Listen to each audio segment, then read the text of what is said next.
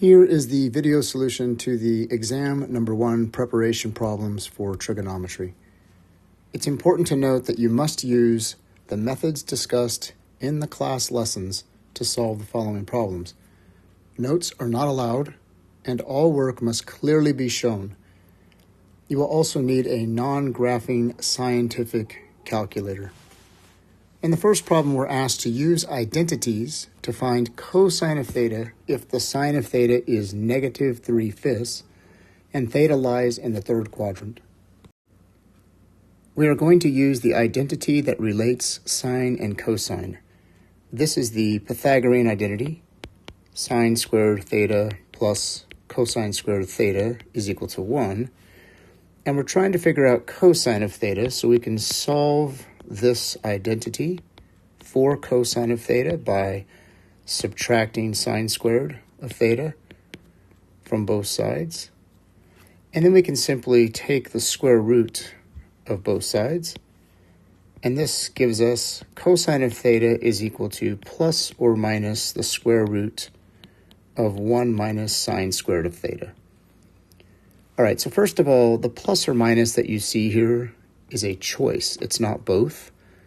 So if theta lies in the third quadrant and we're finding cosine, we know cosine is negative in the third quadrant. So we are going to choose the negative sign. And from there, all I need to do is plug in sine of theta. So sine squared of theta becomes whatever sine of theta is equal to here, and then we're going to square it. And of course, we know sine of theta is negative 3/5. So now we just need to do the math. This is going to be 1 minus 9 over 25. So be really careful here. These two negatives do not cancel each other because we are squaring this negative first, which turns it into a positive, and then this negative remains. Now, 1 minus 9 over 25, you can do this with a calculator, but you can also do it by changing the number 1 into 25 over 25, minus 9 over 25, and this becomes the square root of 16 over 25. And taking the square root of 16 and the square root of 25, we end up with negative 4/5. In the next problem, if secant of theta is equal to negative 13 over 12 and sine of theta is less than 0, find the tangent of theta. You can use any methods, but you must show all steps. So in this problem, they don't specifically say that we have to use identities. We could use an identity and do it very similarly to the last problem, but instead I'm going to choose to do it without using identities. So if secant of theta is negative, that means that theta must be in the second or third quadrant. But if sine of theta is also negative, that happens in the third and fourth quadrant, right? So again, secant of theta we know is negative 13 over 12, so that means it's less than 0. That happens either here or here. And we also know that sine of theta is less than 0, and that happens here or here. So the one quadrant where both of those are true is in the third quadrant. So we know that theta belongs to quadrant 3. And now I'm just going to draw a diagram. And that's an important thing to mention about the exam, is that almost every problem that you do will require a diagram. Now in this diagram, we are going to label theta here as an angle in the third quadrant. And we know that secant of theta is negative 13 over 12. So if secant of theta is negative 13 over 12, then this means cosine of theta would be negative 12 over 13. And in this diagram, that means that the adjacent side here is negative 12 and the hypotenuse is 13. So now we can solve the missing side right here. We'll call this y, and we know that y squared plus negative 12 squared is equal to 13 squared. This means y squared plus 144 equals 169. Subtracting 144 from both sides gives us y squared equals 25, which means y is going to be plus or minus the square root of 25, which is plus or minus 5. But since we're in the third quadrant, we know y has to be a negative number, and so y must be negative 5. So now we can fill that in here. And now that I have all the sides labeled, I can find the tangent of theta by simply using opposite divided by hypotenuse. So tangent of theta is negative 5 divided by negative 12, which simplifies to 5/12. In the next problem, triangle ABC has angle C is 90 degrees. So let's go ahead and start drawing a picture here. So here's angle C, which is 90 degrees. And then side B is 6.5 and angle A is 39. So I'll call this angle A. This will be angle B.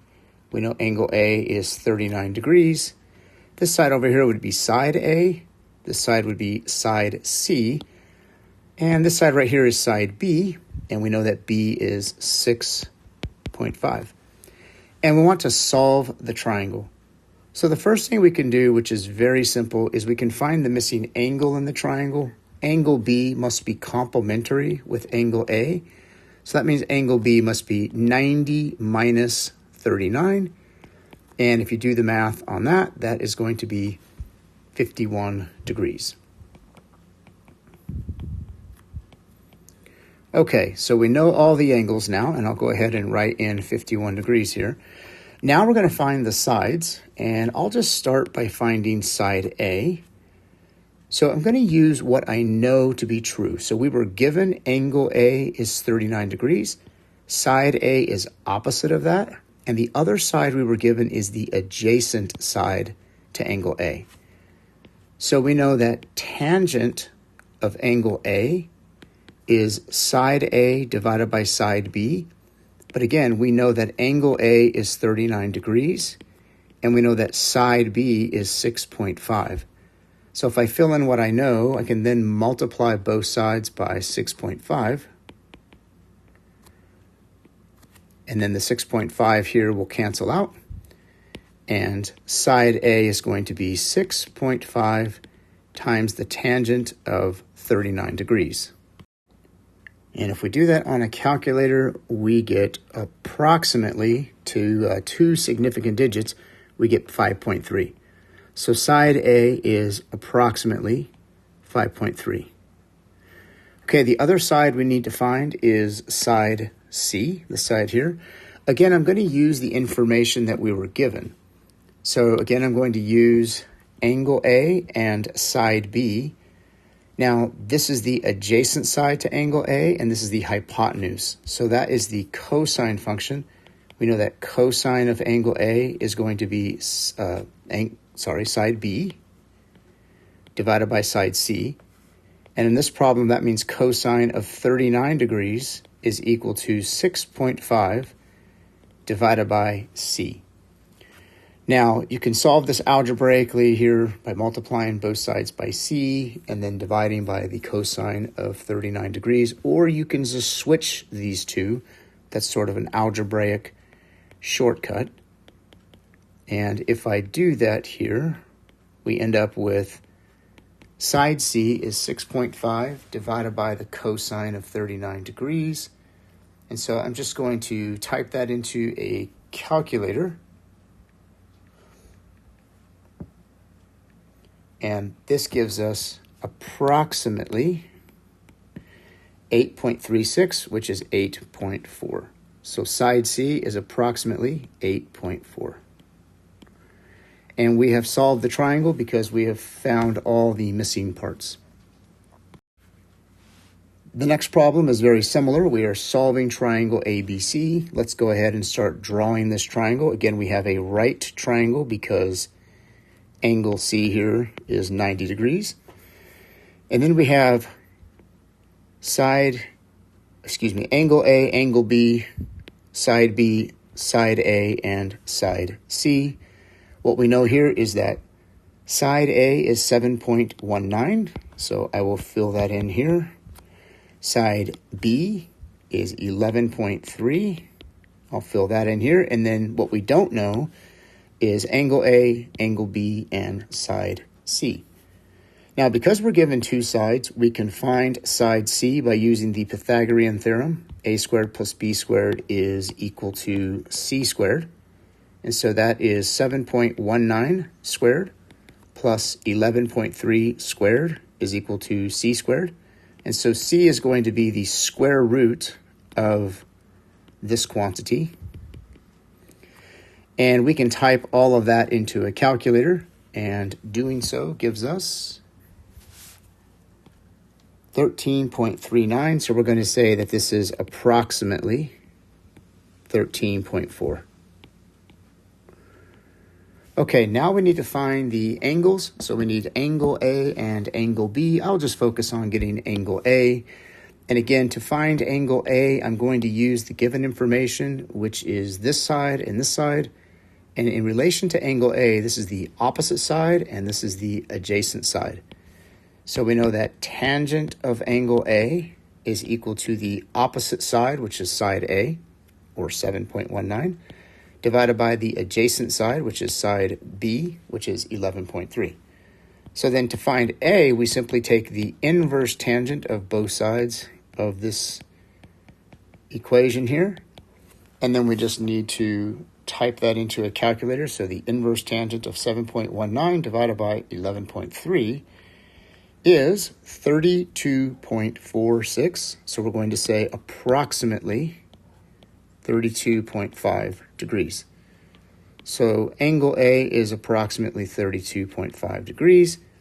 And then to get angle B, remember angle B is just the complement of angle A. And so if I subtract 32.5 degrees from 90, we get 57.5 degrees.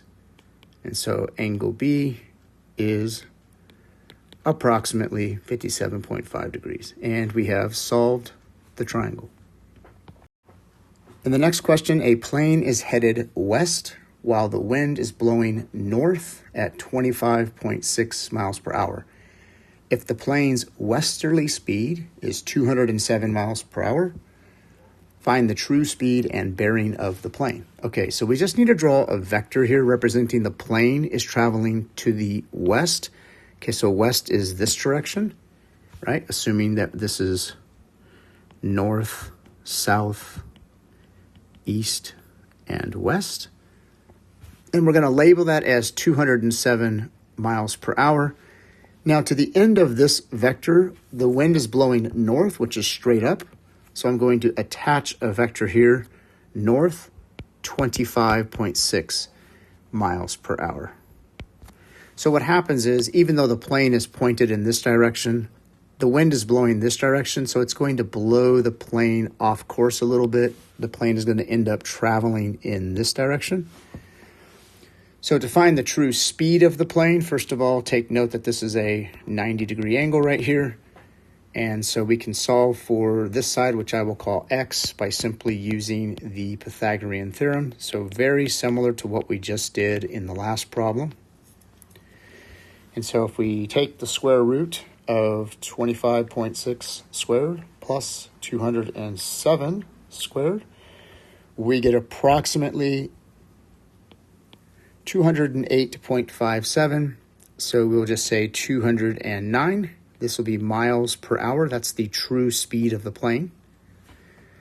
And then what is the direction of the plane, the bearing to be specific? So from this point here, note that this is north. So we can see that the plane is traveling in the direction of north, but this many degrees to the west. So we need to figure out what this angle is right here. And I'll call this angle theta. And I just want to point out that this angle over here is also theta, okay? And we know this because this angle and this angle are complementary, right? This angle and this angle are also complementary, so these two angles must be the same. So to find theta, we can write tangent of theta is equal to the opposite side divided by the adjacent side. And then this allows us to say theta is going to be the inverse tangent of these. So if we take the inverse tangent of 207 divided by 25.6, we get 82.94 degrees. So I'm going to say this is approximately 82.9 degrees. So if this angle is 82.9 degrees, then the bearing is north 82.9 degrees to the west. Okay? So that's the bearing. And again, the true speed we already found is 209 miles per hour. In the next problem, if theta is an acute angle such that cosecant of theta equals 3.258, approximate theta to the nearest tenth of a degree. Okay, so if cosecant of theta is 3.258, to solve for theta, we have to get rid of the cosecant. The problem is most calculators do not have an inverse cosecant button. So what we do is we say, well, the reciprocal of cosecant would be sine, and that means that sine of theta would be the reciprocal of this number. And now, once we have that, we can take the inverse sine of both sides, and this gives us theta equals the inverse sine of 1 divided by 3.258. And then now all we have to do is plug that into a calculator. And I should mention that in all the problems we've done so far, you want to make sure your calculator is in you want to make sure your calculator is in degree mode. So 1 divided by 3.258, inverse sine of that is 17.87. So we're going to say 17.9, and this would be degrees. In the next question, an isosceles triangle has base angles of 35 degrees and a height of 27.4 centimeters. Okay, so this isosceles triangle will look something like this.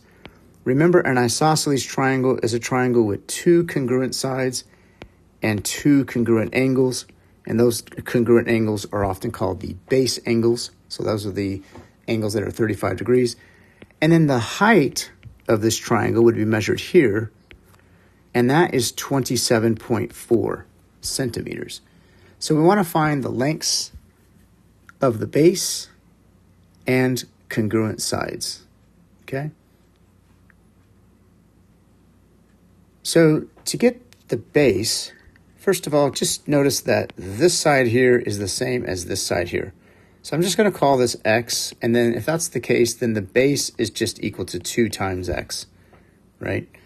So let's go ahead and find x. To get x, we know that tangent of 35 degrees is 27.4 divided by x. So let's go ahead and write that down. Tangent of 35 degrees is 27.4 divided by x. Swapping to solve for x, we get x is equal to 27.4 divided by the tangent of 35 degrees. And, I could just plug this into the calculator, but remember, we want the base, and the base is 2 times x. So the base is going to be 2 times this value, 27.4 divided by tangent of 35 degrees. So let me just plug that all in at once. 2 times 27.4 over tangent of 35 is equal to 78.26. So we'll say that that's 78.3, and that's centimeters. That's the length of the base. Now, the length of the congruent sides, that would be this side here and this side here. Let's call that something. Let's call it r. Now to get r, again, all I have to do is use a trigonometric function. Here's the angle, this is the opposite side, and r is the hypotenuse. And so that is the sine function. Sine of 35 degrees is equal to 27.4 divided by r. So r is going to be 27.4 divided by the sine of 35 degrees. And if we plug that into a calculator, 27.4 divided by sine of 35 degrees, we get 47.77. So that's approximately 47.8 centimeters. Okay, and those are the congruent sides. In the next problem, we want to find theta to the nearest tenth of a degree if tangent of theta is negative 1.985 and theta is in the fourth quadrant. And we want to give a value of theta where theta is between 0 and 360. First thing I'm going to do is make a diagram here. So if our angle theta is in the fourth quadrant, it means that theta looks something like this. And I like to draw a reference triangle here. And that reference triangle has a reference angle theta hat. And what we know about that angle theta hat is the tangent of theta hat basically has to be the same as the tangent of theta. But the tangent of a reference angle, in fact, any trig function of any reference angle, is always a positive number. So all I'm going to do is drop the negative and then solve for theta hat by taking the inverse tangent. And so once I do the inverse tangent of 1.985, I get 63.3 degrees. Okay, now that is this angle right here. Well, the angle we want is this angle. So please understand that theta, the angle we want, is 360 degrees minus theta hat. That is because if we come all the way around 360 degrees, that brings us to here, and then subtracting theta hat brings us back to this angle. So theta is going to be 360 degrees minus 63.3 degrees. And if we subtract those, we end up getting 296.7 degrees. And this is the angle theta. In the next problem, a pizza with a diameter of 14 inches is cut so that a piece has a central angle of 72 degrees. So we have a circular pizza. The diameter of this pizza is 14 inches. And we're cutting a slice of pizza, something like this. And this angle right here is 72 degrees. We want to find the area of this slice of pizza. Okay, so this thing right here. So this is the area of a sector. And we know the area of a sector is 1/2 r squared times theta. Let's note that the radius for this pizza is 7 inches because the radius is half of the diameter. And theta is 72 degrees. The problem is when you use this formula, theta must be in radians. So we have to change 72 degrees to radians by multiplying by pi over 180. Okay, so this is going to be, when you multiply, you get 72 pi over 180. And you can simplify that if you want. You don't actually have to, since we're going to plug this into a calculator. And I can take away this degree here because these degrees actually cancel out. But 72 divided by 180, if you divide each of those by 18, or actually you could divide them by 36, this is 2 pi over 5. Okay, now if you don't want to reduce it, it's okay to use this value.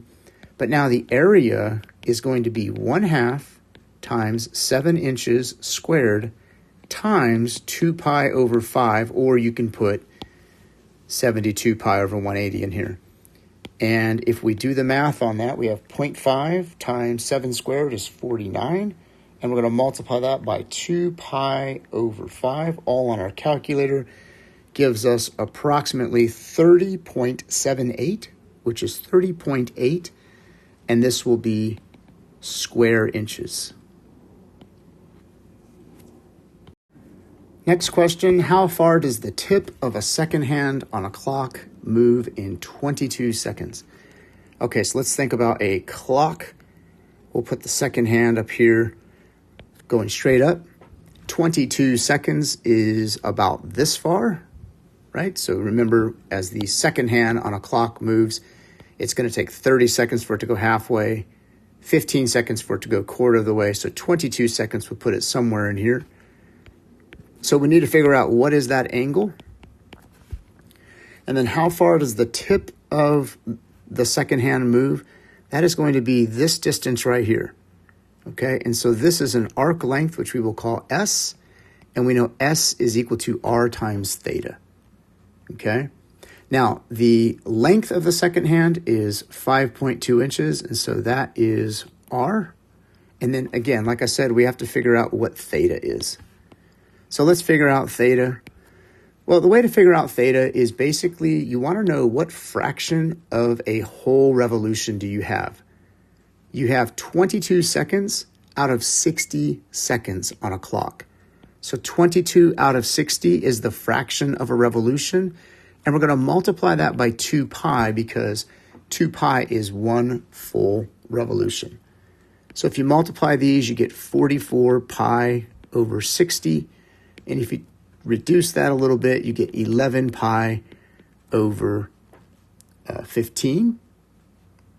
And so now the length of, or the distance that the tip of the second hand moves is going to be 5.2 inches multiplied by 11 pi over 15. And again, we just type this into our calculator. 5.2 times 11 pi over 15 is 11.97, which is going to round up to 12.0 inches.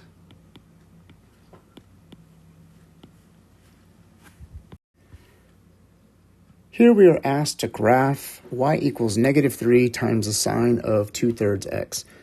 So first, let's just state the amplitude and the period for this graph. So the amplitude is the absolute value of -3, which is 3. And the period is 2 pi divided by this number here. So 2 pi divided by 2/3 is equal to 2 pi over 1 times 3 over 2, which is 3 pi. So what this means is that this graph goes through one full oscillation in 3 pi units. Also, it's very important to note that there is a negative here, and so there is going to be a reflection over the x-axis involved. Now, the sine function normally starts at the origin and goes up, but this one's going to start at the origin and it's going to go down. So the graph begins here at 3 pi. It is going to end. Halfway in between, which is right here, it's going to cross. And then, like we said, it's going to start by going down, and it's going to go down to -3 because the amplitude is 3. So we'll put -3 is right there, +3 is right there. And so halfway in between is going to go down, and then halfway in between over here, it's going to be at the top. And so this graph looks something like this. Okay, and that's not perfect. Your graph does not have to be perfect as long as it has all the important attributes. On the other side, it's going to basically do the same thing. So it's going to climb to its highest point here. It's going to drop to its lowest point here. And it looks something like this. Now, all you need to do to finish this graph is just sketch it out a little bit farther. So it's going to keep on going in the other direction like this, and in this direction like this. And that is good enough. The next one, we have y equals 2 plus cosine of pi over 2 times x. Same thing, we want to sketch this graph. First of all, let's note the amplitude and period.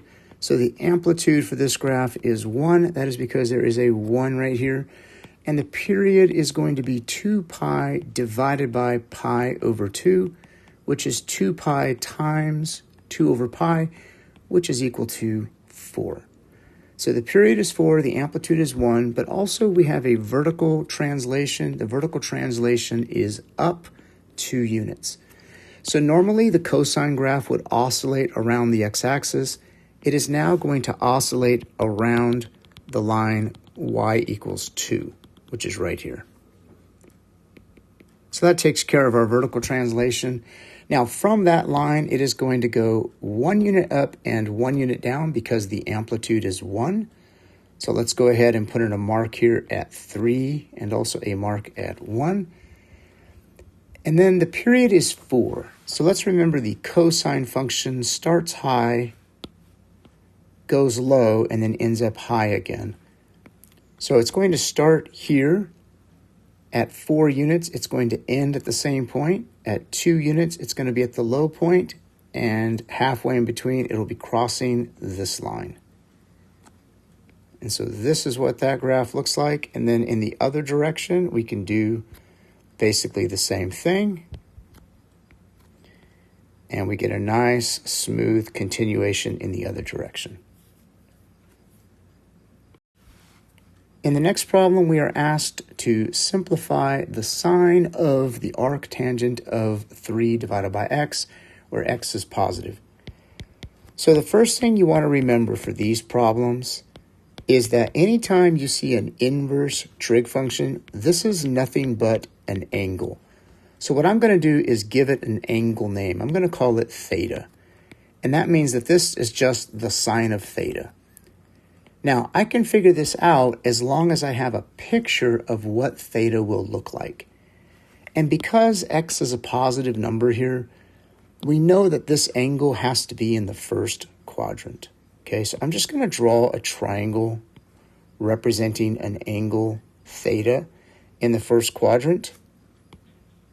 And what I know is that theta is equal to arctangent of 3 divided by x, and this means that tangent of theta equals 3 divided by x.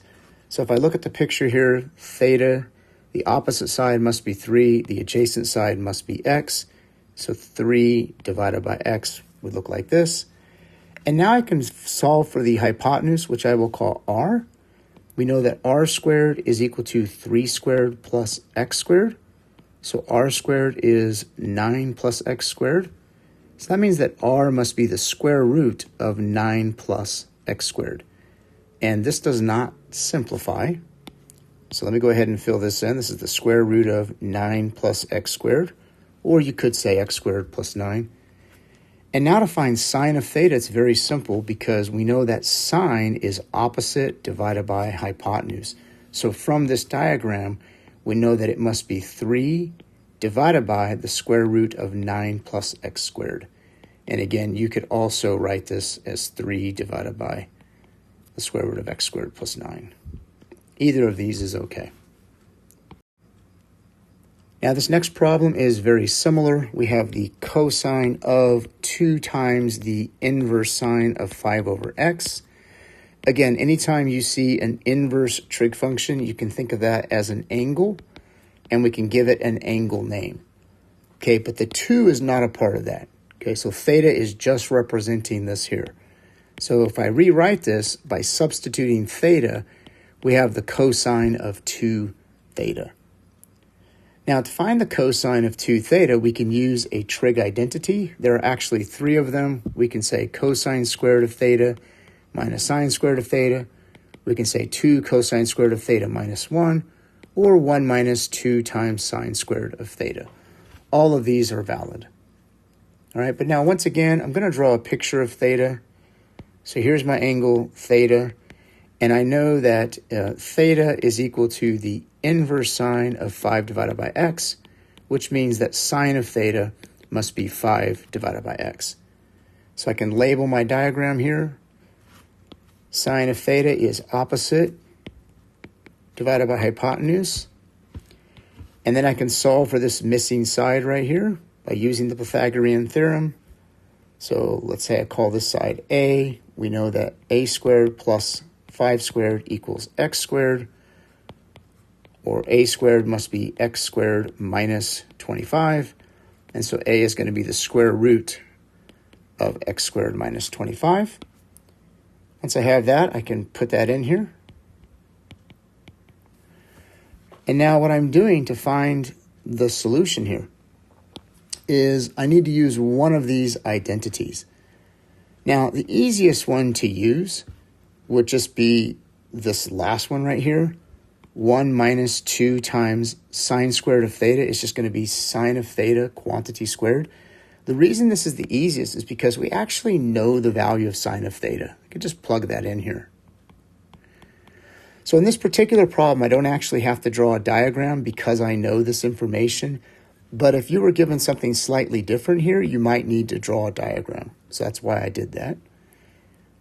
Anyway, from here we can simplify. This is 1 minus 2 times 25 over x squared.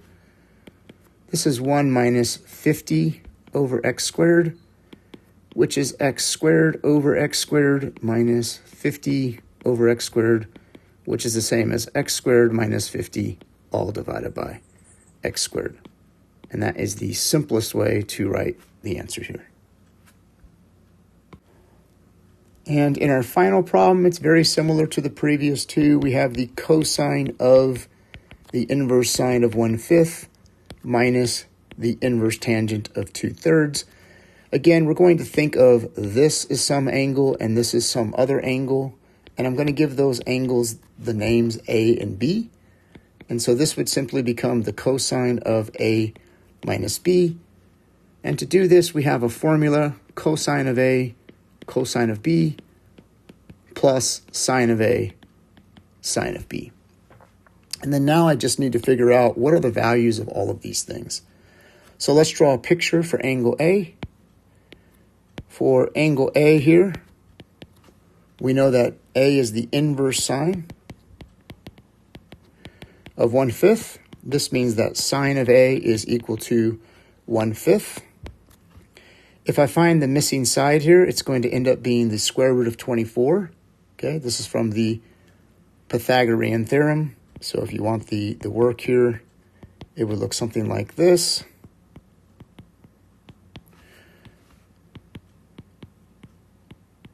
And the square root of 24 can be simplified into 2 radical 6. So let me actually rewrite this as 2 radical 6. So we already know sine of A is 1/5. We now know cosine of A is 2 radical 6 over 5. For angle B, I do the same thing. So for angle B, we know that B is inverse tangent of 2/3, or we can say tangent of B is equal to 2/3. Solving for the hypotenuse, we get the square root of 13. And that means we now know the sine of B is 2 divided by the square root of 13. And the cosine of B is 3 divided by the square root of 13. Now we just take all these values and we plug them in. So this is going to be equal to the cosine of A times the cosine of B plus the sine of A times the sine of B. Doing the math here, this is going to be 6 radical 6 over 5 radical 13 plus 2 over 5 radical 13, which is 6 radical 6 plus 2 over 5 radical 13. And it's okay to leave the answer like this. Now you could rationalize the denominator by multiplying by the square root of 13. And if you do that, you'll get a slightly different looking answer, but I'll just leave the answer in this form. Good luck on your test.